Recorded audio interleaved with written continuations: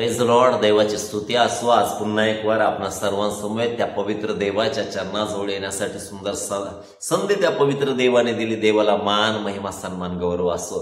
ख्रिस्तातील माझ्या प्रिय भावांनो, बहिणींनो, देवाच्या सेवक सेविकेनो, प्रिय लेकरांनो, आज आम्ही विशेष करून उपवास काळाला सुरुवात होत आहे आणि आनंदाची गोष्ट आहे, आज अनेक ठिकाणी आम्ही पाहतो ॲज संडे राखेचा बुधवार आज पाळला जात आहे आणि त्या ठिकाणी आम्ही पाहतो अनेक ठिकाणी हा सण साजरा केला जातो. काही याला मानतात, काही न मानत नाही, त्यामध्ये आम्ही जाणार नाही. परंतु आज आम्ही महत्वाच्या गोष्टी पाहणार आहोत. आज विशेष करून काही पवित्र वचनावर आज आम्ही वाचन आणि मनन करणार आहोत.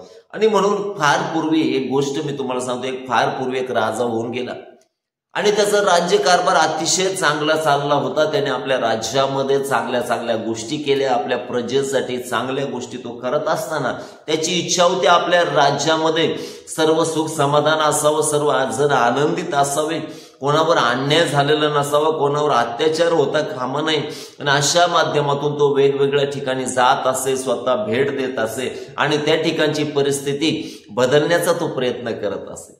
एक दिवस त्याच्या मनामध्ये असाच विचार आला, जसं आपण वेगवेगळ्या स्थानामध्ये जात आहोत तसं बंदीखान्याला, जेलला देखील आपण भेट द्यावी. आणि असं त्याच्या मनात आल्यानंतर दुसऱ्या दिवशी त्याने आपल्या नित्यक्रमाप्रमाणे आवरलं आणि तो त्या बंदी शाळेकडे जाण्यासाठी निघाला. ज्यावेळेस तो त्या ठिकाणी गेला, अधिकारी आश्चर्यचकित झाले, कारण कुठलाही राजा शक्यतो त्या ठिकाणी जात नाही. परंतु हा राजा थोडासा प्रेमळ असल्यामुळे, त्याला लोकांप्रती कळवळा असल्यामुळे आणि म्हणून तो त्या ठिकाणी गेला. आणि गेल्यानंतर तो जेलचा अधिकारी जो होता अतिशय आश्चर्यचकित झाला. आणि आनंदाची गोष्ट ही होती की त्या ठिकाणी असणारे कैदी देखील आनंदले, कारण त्यांना एक आशेचा किरण मिळाला.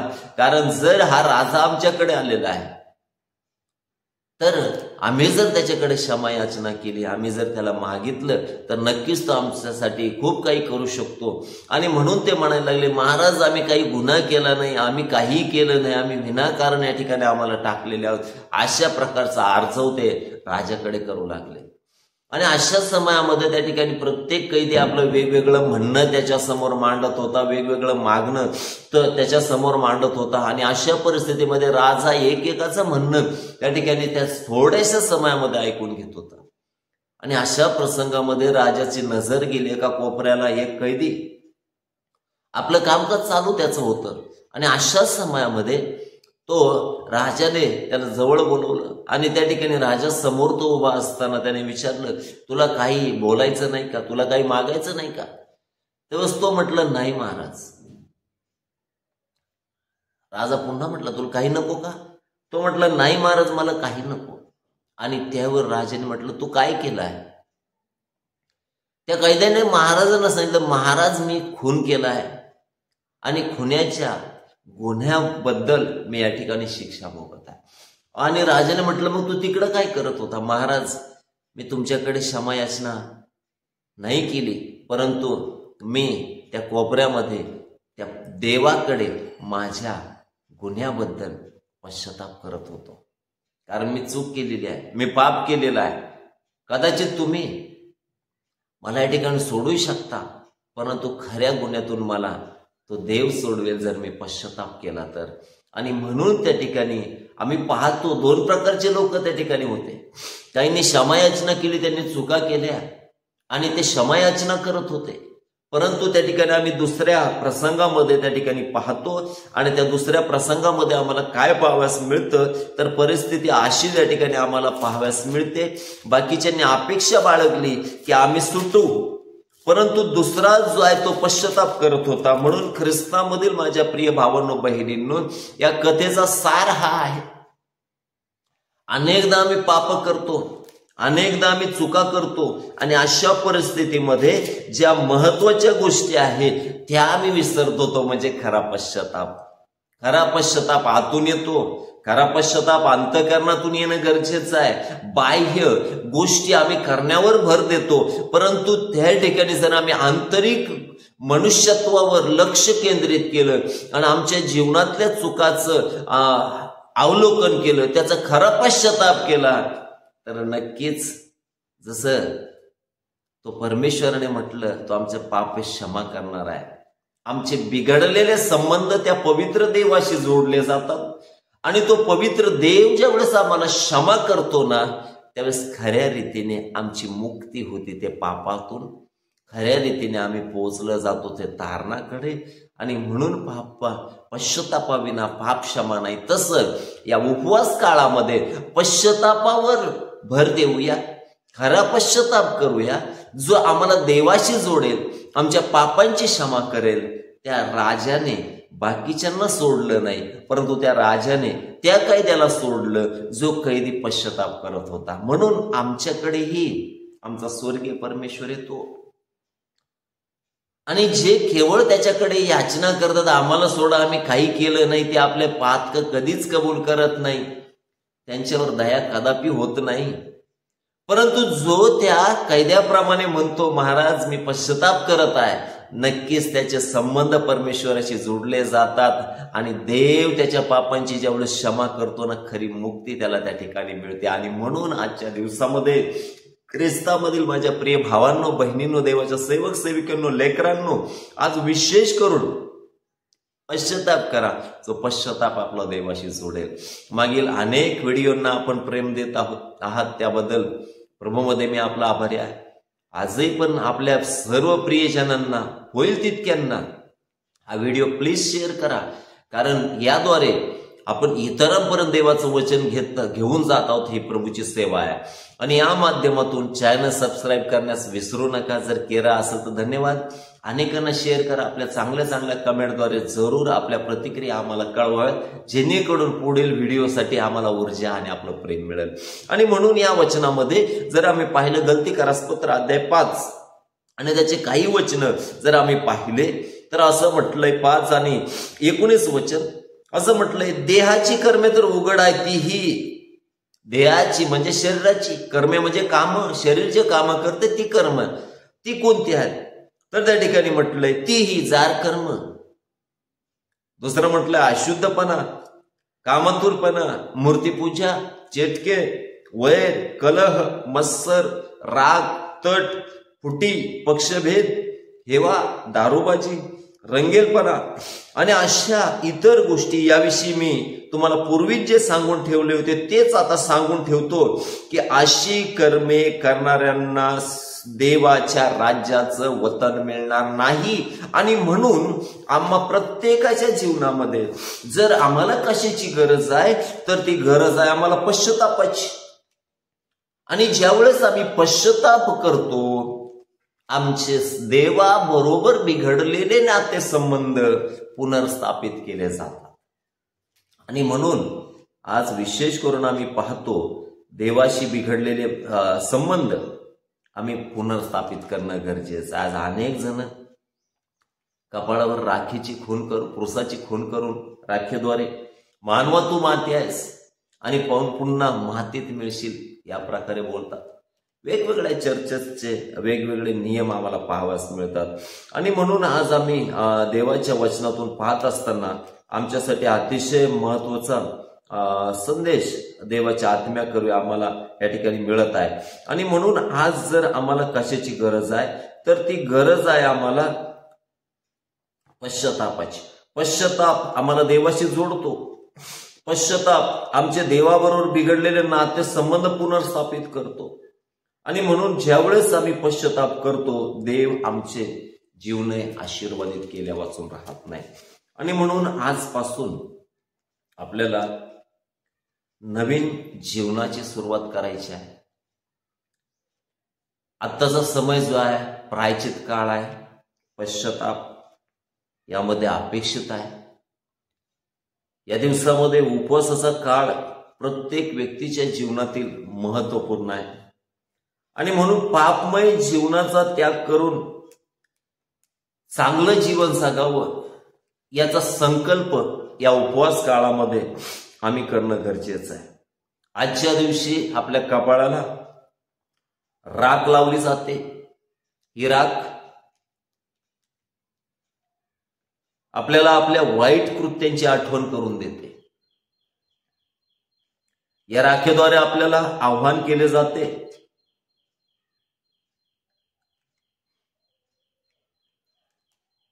की वाईट मार्ग सोडून चांगल्या जीवनाची सुरुवात करा. पश्चाताप करून सुवार्तेवर विश्वास ठेवा. मार्क 1:15 मध्ये हे अभिवचन आम्हाला दिसेल. आणि म्हणून राख हे पश्चातापाचं प्रतीक आहे. राख कशाचं प्रतीक आहे? तर पश्चातापाचं प्रतीक आहे. योएलचं पुस्तक असेल, नेहम्याचं पुस्तक असेल, दानियलचं पुस्तक असेल, निनवेचा वृत्तांत असेल, अनेक ठिकाणी राख ही आम्हाला दिसते. आणि म्हणून राख हे पश्चातापाचं प्रतीक आहे. आपल्याला जुन्या कर्णामध्ये अगणित त्या संदर्भातले उदाहरणं पाहावयास मिळतील. एस्तेरचं पुस्तक अध्याय 4:1-3 वचनामध्ये, योबाचं पुस्तक अध्याय 2:8 3वा अध्याय 19 वचन, 42वा अध्याय 6वं वचन, यशाचं पुस्तक अध्याय 58 आणि त्यामध्ये उपवास कसा करावा याबद्दल विस्तृत आम्हाला पाहावयास मिळतं. आणि 6व्या वचनामध्ये देखील आम्हाला त्या ठिकाणी महत्वाचं राखेबद्दलच्या काही गोष्टी, यशा 58:5 मध्ये आम्हाला राखेबद्दलचे काही संदर्भ पाहावयास मिळतात. त्यानंतर जर आम्ही पाहिलं तर यशा 61:3, इर्मयाचं पुस्तक 6:26, 25वा अध्याय 25 वचन, दानियलचं पुस्तक 9वा अध्याय 3 वचन, योनाचं पुस्तक 3रा अध्याय 6 वचन. आणि या ठिकाणी अनेक ठिकाणी आम्हाला या प्रकारची उदाहरणं पाहावयास मिळतात. आणि म्हणून प्रभू आपल्या लोकांना या ठिकाणी सांगत आहे की आमच्या जीवनामध्ये आम्ही पश्चाताप करणं गरजेचं आहे. आज आपण गोंताट व अंगाला राख ओढण्याऐवजी कपाळाला राख लावतो. ही राख फक्त देखावा नाही तर आपल्याला आपल्या मानवी पापमय जीवनाची आठवण करून देते. आजपासून 40 दिवसांचे उपवास सुरू होत आहे आणि हे उपवास आपण देवाच्या अभिवचनानुसार जर पार पाडले तर नक्कीच आम्हा प्रत्येकासाठी हे उपवास एक आशीर्वादाचं कारण ठरणार आहे. हे अतिशय महत्वाचं आहे. आणि म्हणून ख्रिस्तामधील माझ्या प्रिय भावांनो, बहिणींनो, देवाच्या प्रिय लेकरांनो, आज मी देवाच्या वचनामधून काही संदर्भ या ठिकाणी पाहणार आहोत. योएलचं पुस्तक आणि त्याचा अध्याय 2 आणि 12 पासून पुढील काही वचनं जर आम्ही वाचली तर त्या ठिकाणी म्हटलंय, आता तरी परमेश्वराचं वचन ऐका. संदेष्टा योएल याला देवाच्या आत्म्याकरवी आलेली वाणी या ठिकाणी सांगते. आणि त्या वाणीमध्ये काय म्हटलंय तर परमेश्वर म्हणतो, आता तरी परमेश्वराचं वचन ऐका. कारण वचन जीवन बदलतं, वचनामध्ये जीवन आहे. वचन पापांची जाणीव करून देतं. आणि म्हणून आमच्याही जीवनामध्ये आम्हाला या गोष्टीची गरज आहे. म्हणून देवाचं वचनाकडे आम्ही लक्ष देणं गरजेचं आहे. पुढं म्हटलंय, मनपूर्वक मजकडे वळा. देखावा नको, वरवर नको, करायचं म्हणून करायचं असं नव्हे. तर आज असा समय आहे आम्ही मनपूर्वक ख्रिस्ताकडे वळावं, देवाकडे वळावं. आणि ज्या वेळेस आम्ही अशा प्रकारे त्या देवाकडे जाऊ तर काय अपेक्षित आहे परमेश्वर? तो काय म्हणतो? उपोषण, आक्रंदन व शोक करून वळा. उपोषण म्हणजे उपवास. खादाड उपवास नको, दिवसभर खायचं आणि वरून म्हणायचं उपवास. फक्त उपाशी राहणं तोही नको. आम्ही देवाच्या सानिध्यात असावं, ते देव अपेक्षित आहे. आणि म्हणून या वचनामध्ये म्हटलंय, उपोषण, आक्रंदन व शोक करून वळा. हे होणं गरजेचं आहे प्रियांनो. आज राखेचा बुधवार आहे आणि या दिवसामध्ये परमेश्वर आपल्याकडे काही गोष्टीची अपेक्षा करतो. त्यापैकी पहिली वचन ऐका, मनपूर्वक वळा. कसं वळायचंय? उपोषण करायचंय, आक्रंदन करायचं आणि शोक करायचाय. अतिशय महत्वाचं वचन या ठिकाणी योएलच्या पुस्तकामध्ये आम्हाला पाहावयास मिळतं. 13 वचन, आपली वस्त्र नव्हे तर आपले हृदय फाडा. पूर्वीच्या काळी ज्यावेळेस दुःख व्हायचं त्यावेळेस वस्त्र लोक फाडायचे अतिशय दुःखाने. तो बाह्य देखावा झाला. परंतु इथं योएल देवाच्या वचनाकरवी आम्हाला मार्गदर्शन करत आहे. आपले वस्त्र नव्हे तर आपलं हृदय फाडा. पश्चाताप अंतःकरणातून येतो. ज्यावेळेस त्या कैद्याने राजाला म्हटलं, महाराज मी खून केलाय, त्याच्याबद्दल मी पश्चाताप करत आहे, तो अंतःकरणातून आलेला पश्चाताप आहे. तसं आमचं अंतःकरण हृदय फाडणं म्हणजे आमच्या पापाबद्दल आम्हाला दुःख वाटायला पाहिजे. ज्यावेळेस देवाचा आत्मा वचन ऐकल्यानंतर आमच्या जीवनामध्ये कार्य करतो, अंतःकरणात कार्य करतो, त्यावेळेस आमचं जीवन पश्चातापाद्वारे देवाशी जोडलं जातं. जसं पेत्राने वचन सांगितलं आणि त्यानंतर त्यांचे अंतःकरण त्याला चुटपुट लागली आणि ते म्हटलं, आता आम्ही काय करावं? पेत्राने म्हटलं, पश्चाताप करा. आणि त्यांनी पश्चाताप केला. एका दिवसामध्ये 3000 लोकांनी ख्रिस्ताचा स्वीकार केला प्रियांनो, कारण ते पश्चाताप करून देवाकडे आलेले होते. तसं आज तो पवित्र देव तुमच्याकडून आणि माझ्याकडून जर कशाची अपेक्षा करत आहे तर आमचं हृदय फाडा. बाह्य देखावा जगाला दाखवण्यासाठी करू नका. दाढी वाढवणं, तोंड बारीक करणं, उपवास असल्याचं भासवणं हे जगाला दाखवण्यासाठी नव्हे. आमचा उपवास परमेश्वर पाहतो आणि ज्यावेळेस तो पाहतो तो आम्हाला मोठं प्रतिफळ देतो. आणि म्हणून अशा प्रकारे आम्ही उपवास करणं गरजेचं आहे. आणि म्हणून ख्रिस्तामधील माझ्या प्रियांनो, खाली म्हटलंय देवाचं वचन या ठिकाणी सांगतं, हृदय फाडा, परमेश्वर तुमचा देव याचकडे वळा, कारण तो कृपाळू, कनवाळू, मंदक्रोध, दयासागर आहे. अरिष्ट आणल्याबद्दल त्याला वाईट वाटण्यासारखं आहे. पुढे म्हटलंय, परमेश्वर तुमचा देव याला कळवळा, येऊन तो मागे वळेल आणि आपल्या मागे आशीर्वाद ठेवून जाईल की नाही कोण जाणे, असे की जेणेकरून तुम्हाला अन्नार्पण व पेयार्पण करता येईल. 15 वचनापासून पुढे पुन्हा म्हटलंय, सियोनात करणा वाजवा, उपवासाचा पवित्र दिवस नेमा, पवित्र मेळा भरवा, लोकांत जमवा, मंडळी शुद्ध करा, वडिला जमवा, मुले स्तनपान करणारे अर्भक के यासाठी आपल्या मंडपातून बाहेर येऊ, एकत्र करा. वर आपल्या खोलीतून व वधू आपल्या मंडपातून बाहेर येऊ. देवडी व विधी यांच्यामध्ये याजक परमेश्वरचे सेवक रुदन करीत म्हणत, हे परमेश्वरा, आपल्या लोकांवर करुणा कर, आपल्या वतनाची अप्रतिष्ठा होऊ देऊ नको. होऊ देशील तर राष्ट्रे त्याची निर्बसना करतील. त्यांचा देव आता कोठे गेला असे राष्ट्रांनी का म्हणावे. आणि म्हणून ख्रिस्तामधील माझ्या अल्लेल्या प्रिय भावांनो, बहिणींनो, देवाच्या सेवकांनो, या वचनामध्ये आम्ही पाहतो उपवासाचा एक पवित्र दिवस नेमा.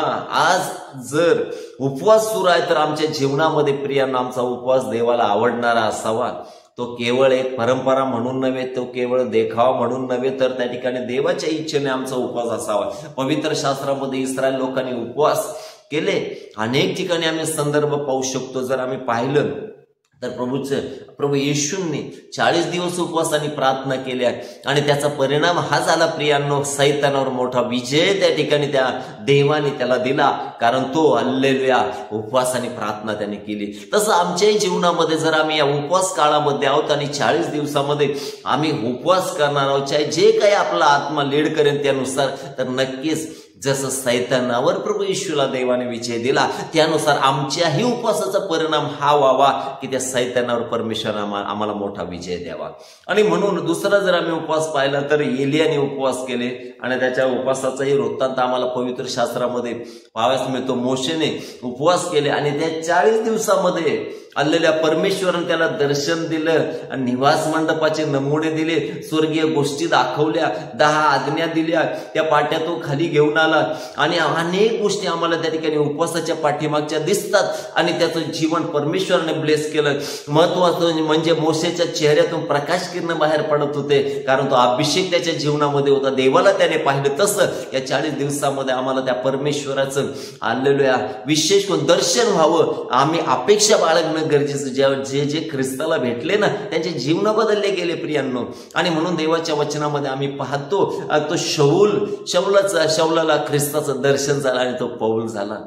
त्या शिमोनाला देवाचं दर्शन झालं आणि तो शिमोन राहिला आणि तो पेत्र झाला, खटक झाला, मंडळीचा प्रमुख झाला आणि म्हणून जो याकोब होता तो देवाला भेटला आणि परमेश्वराने त्या दिवशी त्याचं जीवन बदललं, नाव बदललं, त्याचं नाव इस्रायल पडलं, कारण देवाशी त्यांची भेट झाली. तसं मोशेने उपवास केले आणि त्याला त्या ठिकाणी आम्ही पाहतो अगणित गोष्टीचा लाभ झाला. तसं या 40 दिवसामध्ये आपलं कुटुंब ख्रिस्तामध्ये मजबूत करण्यासाठी प्रयत्न करा. आपलं नातेसंबंध बिघडलेलं देवाशी पुनर्स्थापित करण्याचा प्रयत्न करा आणि जर हे करा नक्कीच आपल्या जीवनासाठी ते आशीर्वादाचं कारण असणार आहे.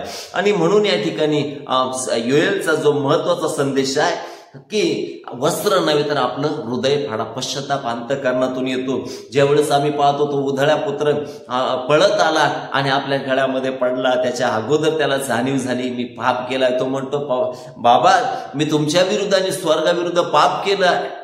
आणि ज्यावेळेस पश्चाताप झाला तर बापाने मोठ्या हृदयाने त्याचं स्वागत केलं. तसं आम्ही ज्यावेळेस पश्चाताप करतो आमचंही जीवन उधळ्या पुत्राप्रमाणे आहे, परंतु आमचा स्वर्गीय बाप त्या हल्लेलुया उदाहरणामध्ये सांगितल्या बापाप्रमाणे तो आज देखील आमच्यासाठी आपले हात उभारून आहे.